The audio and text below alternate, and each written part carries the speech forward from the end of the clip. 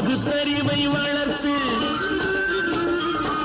பார் முழுதும் மனித குல பண்புதனை விதைத்து பாமரர்கள் நெஞ்சத்திலே பகுத்தறிவை வளர்த்து போர் முறையை கொண்டவர்க்கு நேர்முறையை விதைத்து சீர்வளர தினமும் வேகமதை வளர்த்து இருப்பவர்கள்